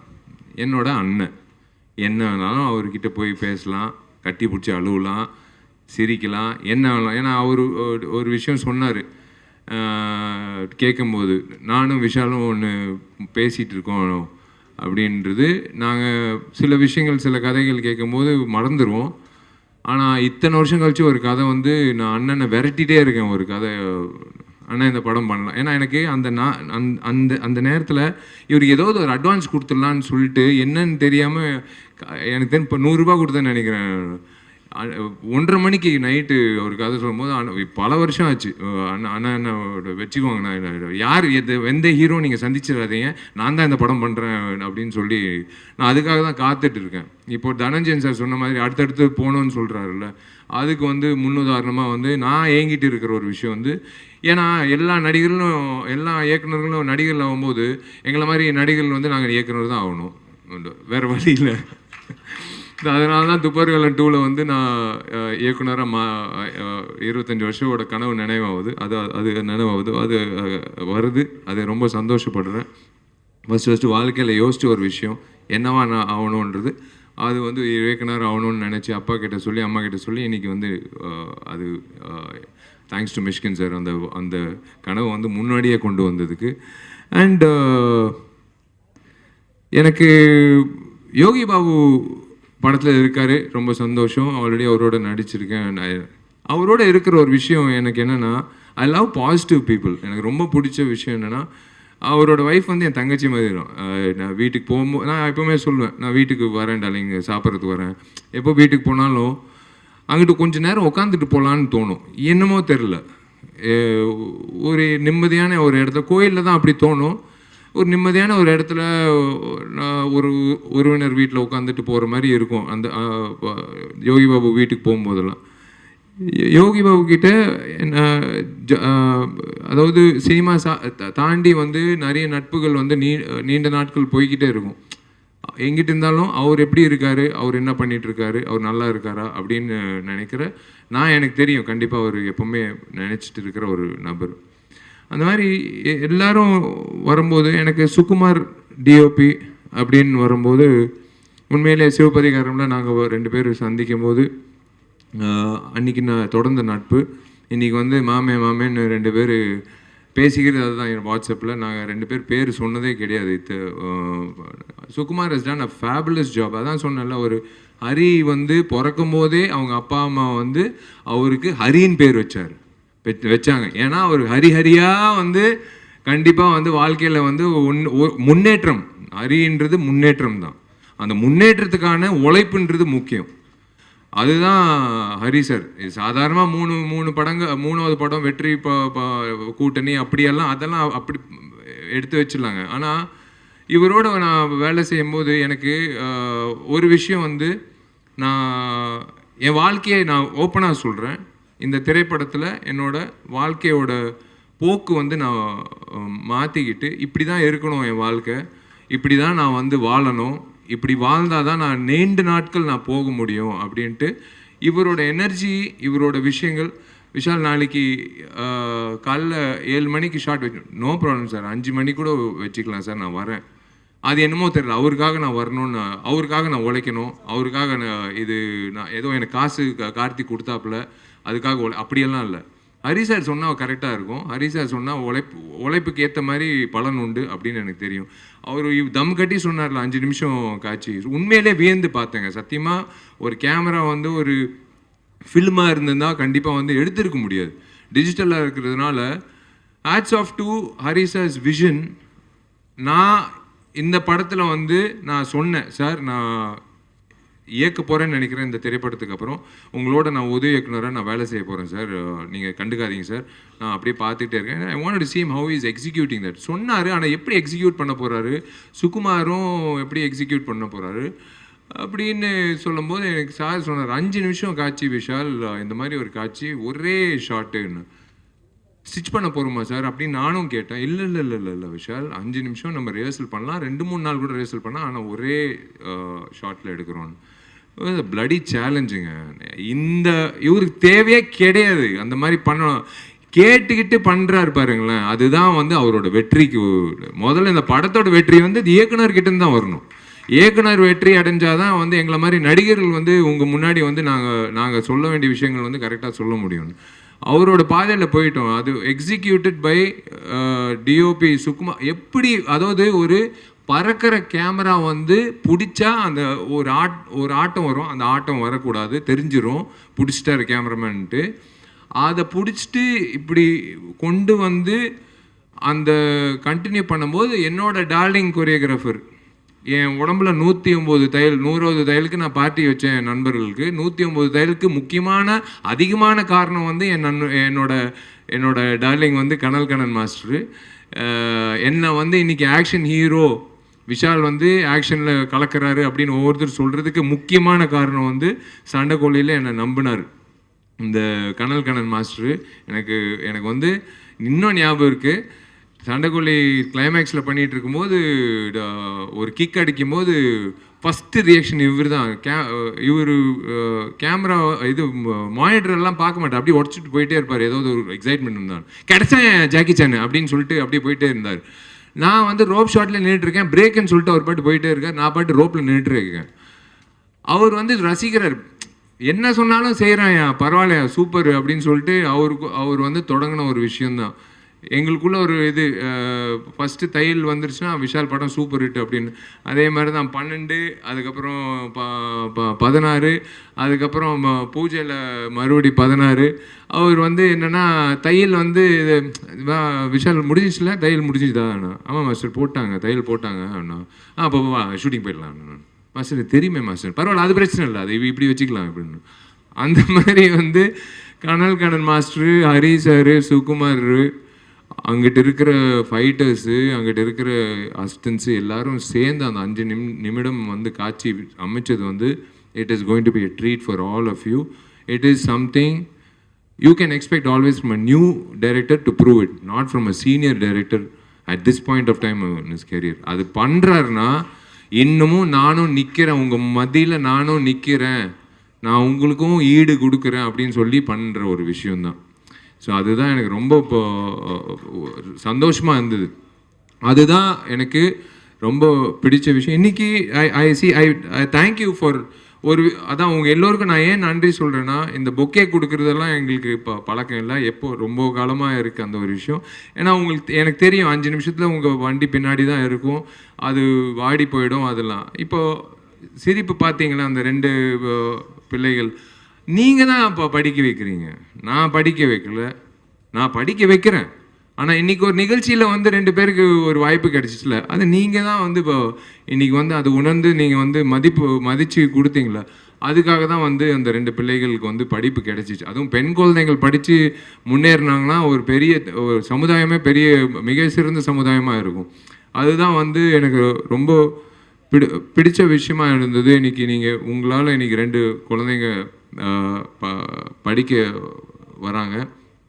ஒரு கேப்டன் மூலிமா வந்து நான் கற்றுக்கிட்டது வந்து எல்லாருக்கும் வந்து ராஜா பகதூர் தெருவில் யார் போனாலும் உள்ள அலுவலகத்துக்கு வந்து உள்ள கேப்டன் அண்ணன் உள்ள அலுவலகத்துக்கு வந்தால் சினிமா உதவி இயக்குனர், கஷ்டப்படுற உதவி இயக்குனராக இருந்தாலும் சரி, யாராக இருந்தாலும் சரி, பட்னியோடு வெளில போகக்கூடாது, சாப்பிட்டு போகணும் அப்படின்றது ஒரு விஷயம். 2வது உணர்வு வந்து எனக்கு என்ன சாப்பாடு போடுறாங்களோ கடைசி ஊழியர் வரைக்கும் அந்த லைட் ஆஃபீஸர் வரைக்கும் ஒரே சரிசமமான சாப்பாடு, அந்த கேப்டன் சொன்னது. இன்னொரு கேப்டன் இருக்கார், அவர் பேர் முழுசாக சொல்ல மாட்டேன். அந்த கேப்டன் மூலிமா வந்து நான் மேற்கொண்டு நிறைய பேருக்கு சோறு போடணும் அப்படின்னு எனக்காக வேண்டிட்டு இருக்க ஒரு கேப்டன். நான் அந்த நம்பர் யாருன்னு நான் சொல்ல மாட்டேன். எனக்கு வந்து ஒரு விஷயந்தாங்க, தனஞ்சயன் சார் சொன்னது கரெக்டு. 100 கோடின்றது 200 கோடி 250 கோடி எல்லாரும் யோசிக்கிறது, நான் அந்த கோடிகள் யோசிக்கிறது இல்லை. என்னோடய இயக்குநர்கள் தான் நான் நம்பிட்டு இருக்கேன். என்னோடய ப்ரொடியூசர் என் மேலே இருக்கிற நம்பிக்கையில் நான் நடித்து கொடுக்குறேன். அந்த வெள்ளிக்கிழமை இந்த தெய்வங்கள்லாம் வந்து வெள்ளிக்கிழமை நல்ல படங்கள் அப்படின்னு சொல்லி அந்த கொடுக்குற அந்த தெய்வங்கள் கொடுக்குற அந்த தீர்ப்பு தான் நாங்கள் வேண்டிக்கிறோம். இதில் முக்கிய விஷயங்கள் என்னென்னா, ஒரு நல்ல டிஸ்ட்ரிபியூட்டர் கிட்ட போகணும், ஒரு நல்ல திரையரங்கத்தில் வரணும், ஒரு நல்ல தேதியில் வரணும். எதுக்காக படம் எடுக்கிறோம்? ஒரு குடும்பத்துக்காக. குடும்பம் எப்போ போவாங்க? விடுமுறையில், பிள்ளைகளுக்கெல்லாம் எக்ஸாம் முடிஞ்சதுக்கப்புறம். அதே மாதிரி தான் இன்றைக்கி வந்து என்னோடய விநியோகஸ்தர்கள் எப்போவுமே ஒரு நல்ல படம் வந்தால் யோசிக்கிறது சில பேர் தான். அப்போலேருந்து எங்கிட்ட இருக்கிற சீனு என்னோடய நண்பர், பிரதர்னே சொல்வேன், நண்பர்கள், என்னோடய வெல்விஷர் லக்ஷ்மண் அவர்கள் இருக்கார், இப்போ இந்த திரைப்படம் நம்பி வாங்கின சதீஷ் அவர்கள், நிறைய பேர், மன்னார் அவர்கள், எஸ்பிக்டர் சீனு, இது எல்லாமே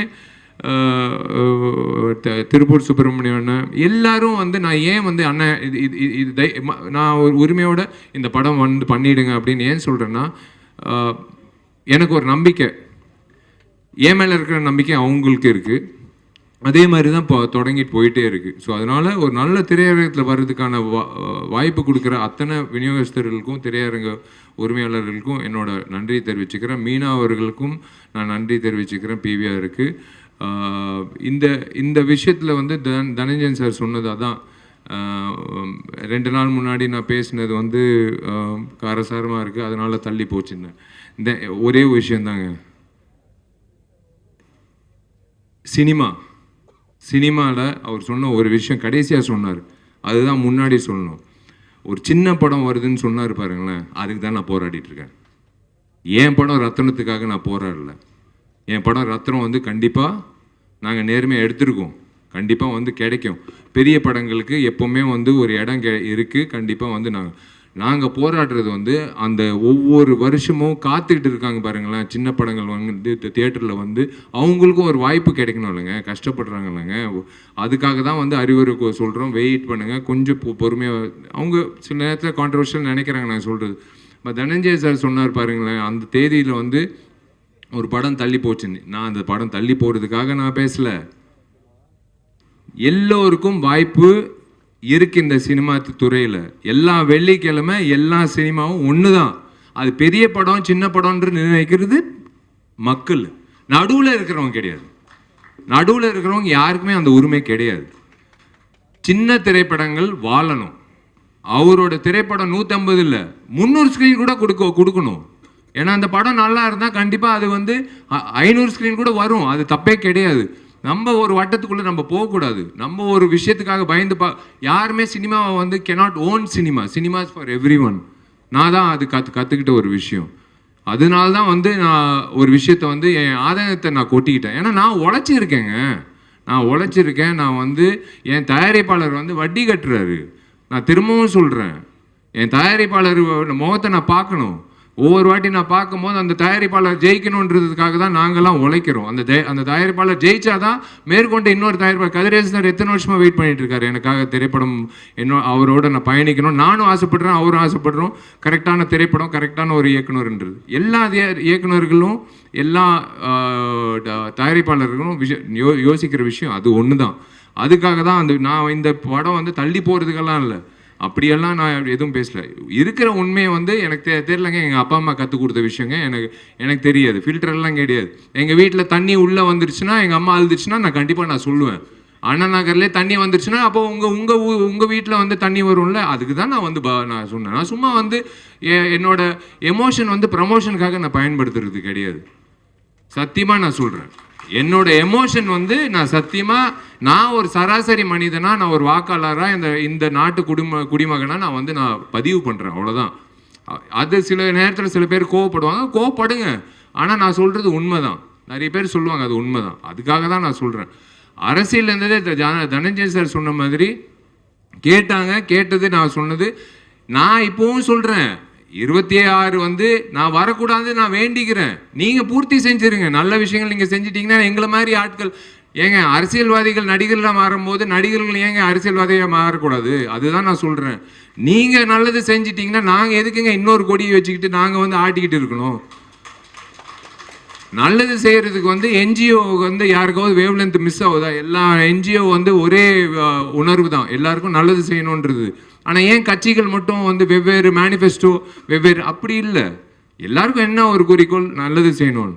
நான் வந்து ஹரி சார் படத்தில் நடிக்கும் போது வில்லாத்தி குளத்தில் வந்து நான் போய் எனக்கு அந்த நேரத்தில் அந்த வாய்ப்பு கிடைச்சிச்சு, கடவுள் கொடுத்த வாய்ப்பு. அந்த நேரத்தில் அந்த இடத்துல தண்ணி குடிநீருங்க, சாதாரண குடிநீர். இப்போ டேப் ஓப்பன் பண்ணி பல் தேய்க்கும் போது கூட எனக்கு பயமாக இருக்குது. அது மூடி அது கரெக்டாக பயன்படுத்தணும். அந்த தண்ணியை இப்போ வேஸ்ட் பண்ணக்கூடாது. ஏன்னா அந்த கிராமத்தில் பார்த்த ஒரு விஷயந்தான். அதுதான் வந்து நாங்கள் வந்து ஆதங்கங்கள்லாம் நாங்கள் சொல்கிறது. இன்றைக்கி கூட காலையில் வந்து 7 மணி ஃப்ளைட்டில் நான் போயிருந்தால் ஒரு அபூர்வமான ஒரு விஷயம் நான் பார்த்துருக்க முடியாது. 12 மணிக்கு ஃப்ளைட்டில் போனதுனால தான் ஒரு அபூர்வமான ஒரு விஷயம் நடந்தது. அது ஒரு நல்ல ஒரு மனிதர் சந்திக்கிறதுக்கான ஒரு வாய்ப்பு கிடைச்சிது. அவங்க பேர் அபூர்வா தான். அவங்களும் வந்து நல்லது செய்யணும் அப்படின்னு சொல்லிட்டு பேசும்போது எனக்கு ஒரு விஷயம் தோணுச்சு. கடவுளாக பார்த்து கொடுத்த ஒரு சந்தர்ப்பம். இந்த பெண்மணியை வந்து பார்க்கறது, நம்ம உழைக்கிறோம்னு சொல்லிட்டு இருக்கோமே, அதை தாண்டி ஒருத்தர் அவங்களோட உழைப்பு சொல்லும்போது நம்ம இனிமேல் சொல்லக்கூடாது நம்மளோட உழைப்பை பற்றி அப்படின்னு நினைக்கிற ஒரு விஷயம் வந்து கடவுளாக பார்த்து என்னை வந்து போகிற போக்கில் வந்து எல்லாரையும் சந்திக்கிறதுக்கு ஒரு வாய்ப்பு கிடைக்குது. அதுக்கு தான் நான் சொல்கிறேன். ஸோ எனக்கு வந்து நல்ல சம்பளம் வந்து கார்த்திக் கொடுத்துருக்காரு. நான் அதில் வந்து நல்லது செய்கிறேன். உங்களுக்கே தெரியும், அரசியலுக்கு வந்தால் ஒரு எம்எல்ஏக்கு என்ன மாதம் கிடைக்குது, ஒரு எம்எல்ஏக்கு வந்து 12 மாதத்தில் எப்படி, கண்டிப்பாக கம்மியாக தான் கிடைக்கும், கண்டிப்பாக வந்து எல்லாத்தையும் இழந்து தான் போகணும், எல்லாமே தெரியும் சார். I know definitely. அதுக்குள்ளே நீங்கள் உங்கள் விஷயத்த நீங்கள் பண்ணிட்டீங்கன்னா நாங்கள் வந்து இதே மாதிரி ரத்தனத்தை மாதிரி இன்னும் பெரிய ரத்தனங்களாக கொடுத்துக்கிட்டே இருப்போம். உங்களை சந்தோஷப்படுத்துவோம். அவங்கவுங்க வேலை அவங்கவுங்க பண்ணணும் அப்படின்றது உங்கள் கையில் தான் இருக்குது. அதுதான் நான் சொல்லுவேன். என் கையில் இருக்கிறது ஒரே ஒரு விஷயந்தான். இது வந்து கண்டிப்பாக நான் நாளைக்கு ஓட்டு போட்டுருவேன். அந்த மாதிரி நீங்களும் ஓட்டு போட்டுருங்க. இந்த இடத்துல வந்து ரொம்ப ரொம்ப நன்றி எல்லோருக்கும். நான் ஒரு விஷயம் நான் சொல்கிறேன். எல்லாரும் சொல்கிறது வாங்க திரையரங்கு வந்து இப்போ படம் பாருங்கன்னு. ஆனால் கண்டிப்பாக நான் உங்களை மறுபடியும் இந்த வருஷம் கடைசியில் மறுபடியும் இன்னொரு திரைப்படத்தில் நான் ப்ரமோஷனில் வந்து உங்களை தைரியமாக நான் சந்திப்பேன். மார்க் ஆண்டனி சொன்னது நடக்கலைன்னா நான் இன்றைக்கி வந்து இந்த ஃபங்க்ஷனே வந்து அட்டன் பண்ணியிருக்க மாட்டேன். ஏன்னா தைரியமாக என்னால் இப்போ உங்களை சந்திக்க முடியாது. சொன்ன விஷயங்கள் மார்க் ஆண்டனில் இருந்ததுனால தான் நீங்கள் வந்து 100 கோடிக்கு நீங்கள் கொண்டு வந்து சேர்த்துட்டீங்க.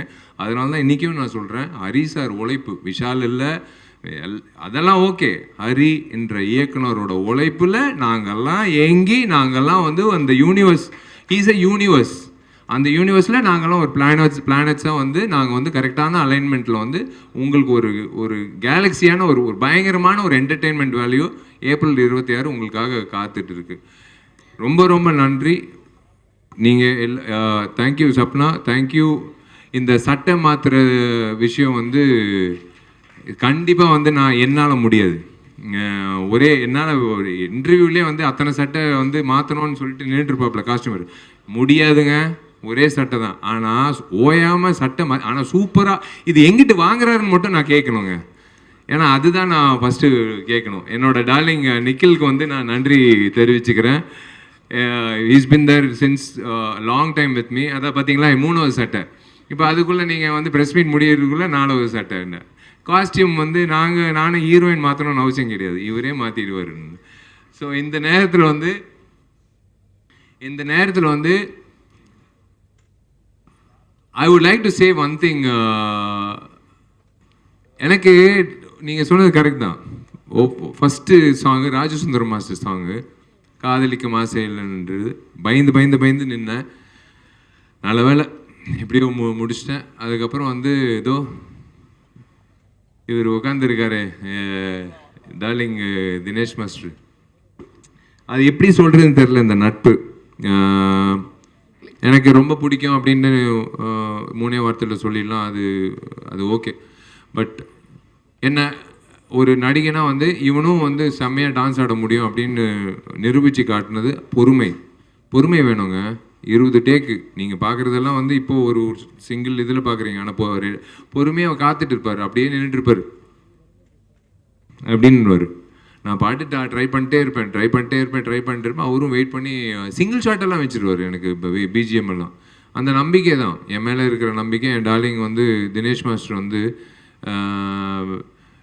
எனக்கு லைக் அதான் சினிமா இண்டஸ்ட்ரியில் நிறைய நபர்கள் வந்து நான் இழக்கக்கூடாது அப்படின்ற பட்டியலில் இருக்கிற ஒரு நபர் வந்து Dinesh and his wife and his children.